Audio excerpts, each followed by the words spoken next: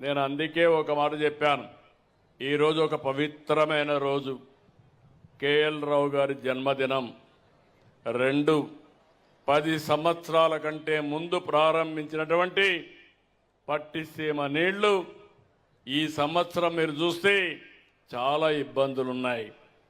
మీరు ఈ విషయం ప్రజల్లో కూడా చైతన్యం రావాల్సిన అవసరం ఉంది. ఈరోజు మేము చేసే పనులు మేము చేస్తున్నాం, కానీ మీలో కూడా ఒక చైతన్యం రావాలి. నేను ఈ మాట ఎందుకు వాడుతున్నానంటే, ఈ సంవత్సరం ఎల్లినో వచ్చింది, వాతావరణం సమతుల్యం తప్పింది. ఎన్విరాన్మెంటల్ ఇంబ్యాలెన్స్ వల్ల వర్షాలు పడడం లేదు. ఒకవేళ వర్షం పడితే కుంభవృష్టి, వర్షం పడకపోతే వర్షం పడే పరిస్థితి లేదు. కడాన మన దేశానికే కాదు ప్రపంచానికే ప్రమాదం వచ్చింది. ఒకప్పుడు మనం చూస్తే యూరోప్, ఎప్పుడన్నా మనం ప్రశాంతంగా చల్లగా ఉండాలంటే నేరుగా యూరోప్ పోయేవాళ్ళం. ఈ సంవత్సరం యూరోప్లో 46 నుంచి 50 డిగ్రీల టెంపరేచర్. వాళ్ళ వాహనాలు రోడ్డు మీద వస్తే ఎక్కడికక్కడ టైర్లు పగిలిపోయే పరిస్థితి. నేను విజయవాడలో ఆ వేడి చూసిన తర్వాత, దుమ్ము చూసిన తర్వాత మా కలెక్టర్కి ఆదేశాలు ఇచ్చాను.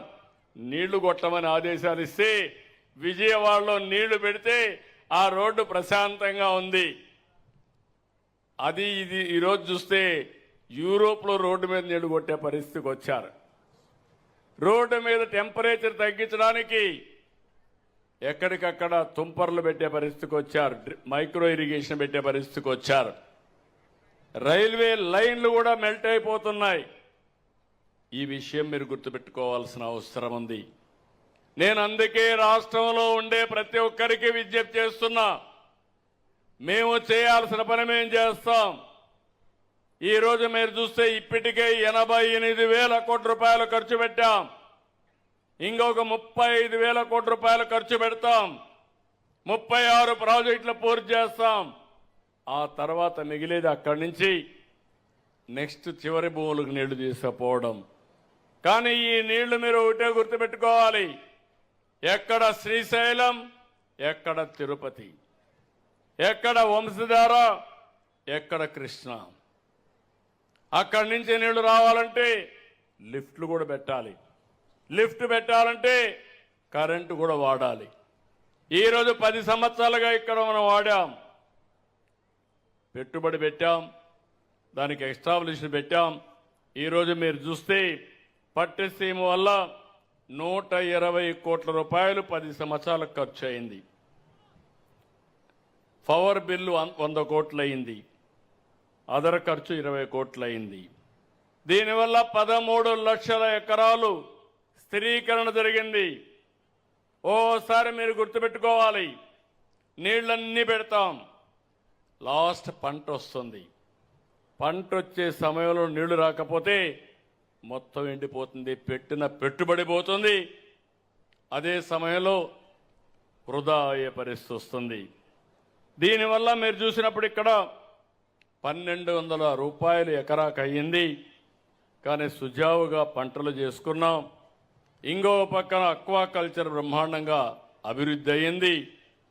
అయితే అదే సమయంలో 120 కోట్లు, 100 కోట్లు మనం ఖర్చు కూడా పెట్టాం పవర్కి.